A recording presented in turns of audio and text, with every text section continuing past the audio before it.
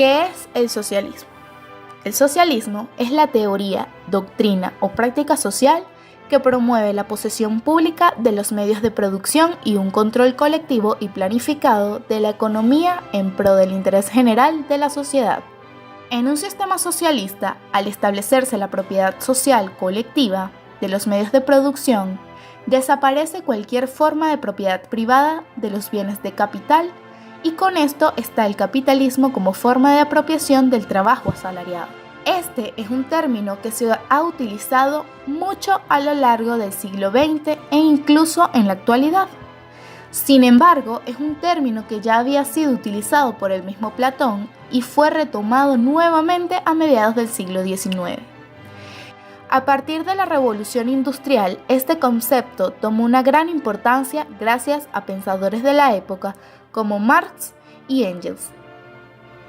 Este sistema recibe un gran impulso de la teoría marxista, que desprende al socialismo de todo idealismo moral y político, y lo fundamenta como una necesidad para el desarrollo del presente periodo tecnológico.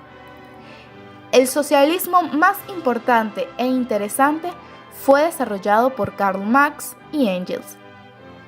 Su contexto era completamente diferente, ya que ellos estaban presenciando el pleno desarrollo del capitalismo en su modo más salvaje y las contradicciones propias del sistema, una pequeña parte de la población muy rica y una gran masa asalariada muy pobre.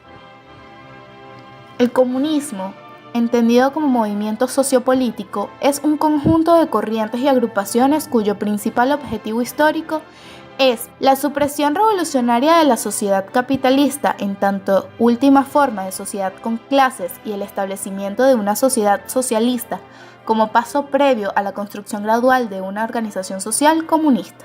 Las doctrinas de las diversas corrientes comunistas coinciden en la necesidad de suprimir la sociedad privada, especialmente la de los medios de producción sociales, y en la emancipación social del proletariado como la primera clase oprimida sin economía propia, y por ende tendiente a desaparecer como clase en una comunidad comunista.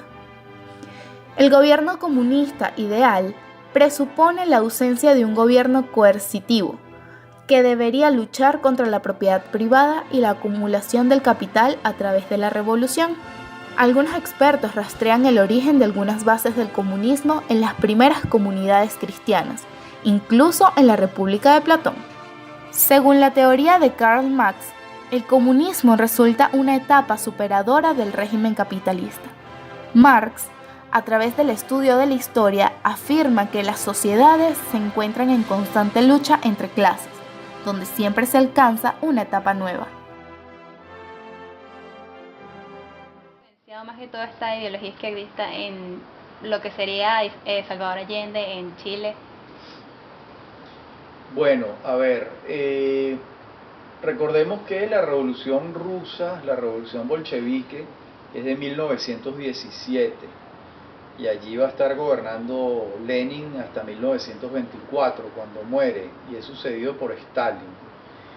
Entonces, en los primeros momentos en el mundo, las corrientes izquierdistas se entusiasmaron por los resultados inmediatos de la Unión Soviética, y fue algo que llegó, esa corriente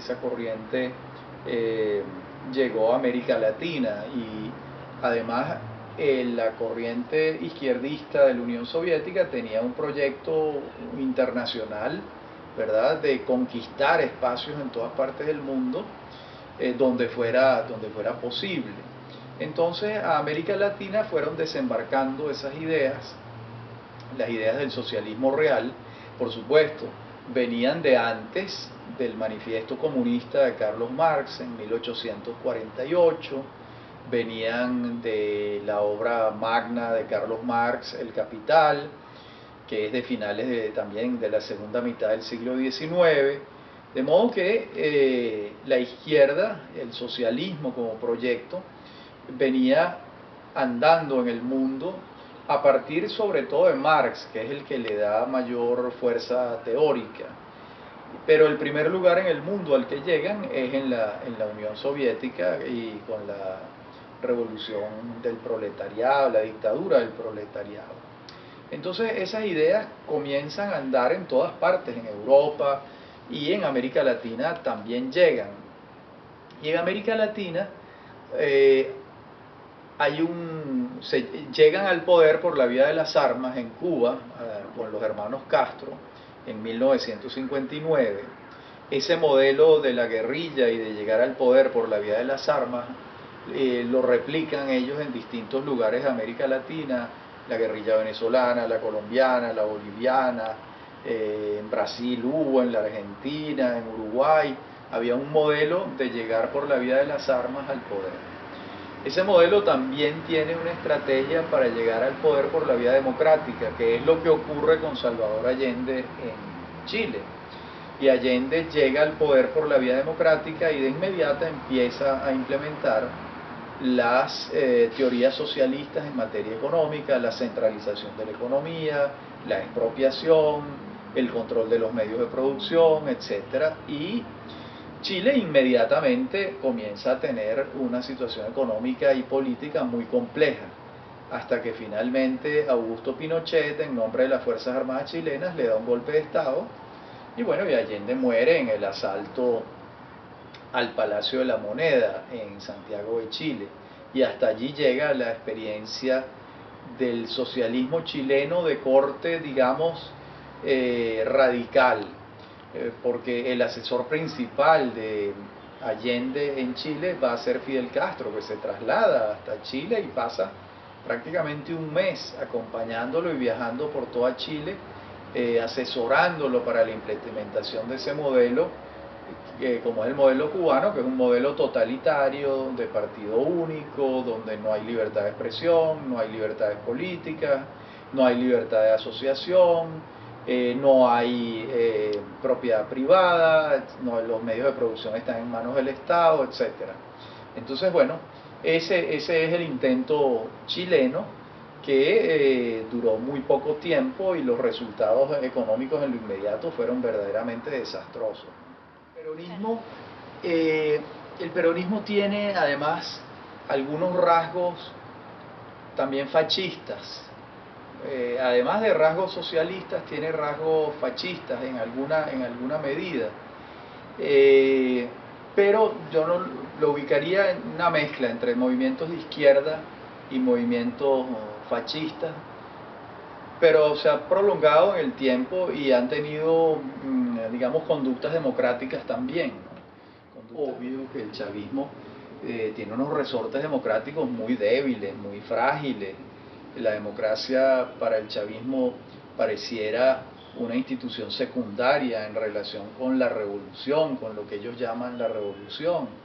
Y los resultados de la revolución han sido bastante lamentables, bastante exiguos, porque el haber perseguido durante 18 años a las fuerzas productivas del país, a los empresarios, a los que son capaces de producir los bienes que la sociedad necesita, nos ha traído hasta esta situación de escasez que nunca habíamos vivido. Las políticas macroeconómicas de impresión de dinero inorgánico han traído a esta hiperinflación que jamás habíamos vivido, de modo que los resultados del chavismo en Venezuela han sido verdaderamente una tragedia, ¿no? ¿Y piensa que también ha sido una tragedia en los otros países donde se vivió eso? Sí, porque el socialismo en líneas generales tiene un talón de Aquiles muy marcado, y es que no tiene posibilidades de producir riqueza, y al no generar riqueza, lo que el socialismo ha traído en los países donde se instaura es pobreza, y por eso la humanidad ha pasado esa página, no quedan países. Los fundamentos de un gobierno fuerte, por decirlo así. No, es que no tiene que ver con la fortaleza, todo lo contrario. Los gobiernos izquierdistas pretenden manejar la economía con controles de precios, no dejan que los actores económicos actúen libremente, y en la medida en que no hay libertades económicas, no hay posibilidad de generar riqueza. Okay. Ese es el meollo del asunto. Okay. Cuéntame. ¿Qué cree usted, o sea, cómo ha sido la influencia o el significado del socialismo y el comunismo en Iberoamérica? Bueno, realmente aquí todo comenzó con una revolución cubana básicamente inspirada en el comunismo ruso, pensando que era la solución de todos los problemas para acabar con el gobierno de Batista, que era el gobernante de turno, que era un dictador. Logró su propósito, tomaron el poder, aun cuando Fidel Castro originalmente no manifestó que iban a ser comunistas.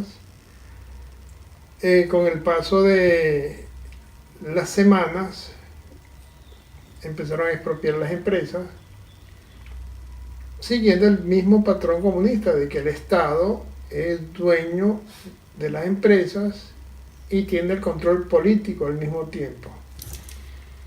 Eso ocasionó de que los Estados Unidos los bloquearan, afianzando aún más el comunismo, porque entonces se veían como un punto de honor de mantenerse en el sistema, aun cuando con el tiempo se demostró que no era un sistema eficiente, más bien hacía que la producción disminuyera, haciéndole creer a la gente que el Estado le iba a resolver todos los problemas, lo que ocasionó que buena parte de la población simplemente se hizo acomodaticia y aceptó el sistema porque le era cómodo, que el Estado se preocupara por sus vidas y que tomara sus decisiones. ¿Cuáles serían las diferencias del comunismo y el socialismo, básicamente? El comunismo básicamente lo que hace es que ellos tienen el control político de la situación. Hacen ver que el pueblo es quien está mandando, porque evidentemente el pueblo no es posible que el pueblo mande directamente, necesita delegados. Eso mismo sucede con la democracia. En la democracia hay delegados que son los que organizan. En el comunismo hacen falta delegados y en el socialismo también. Las diferencias son que quizá en el comunismo el control político es más fuerte y básicamente todo está basado en política. En cambio, en el socialismo más bien se lleva el control económico más que nada, más que político, aun cuando evidentemente el político tiene influencia, pero ya está suavizado porque entonces al ser algo económico mejora las condiciones de vida de la población, pero definitivamente no logra completamente solucionar los problemas.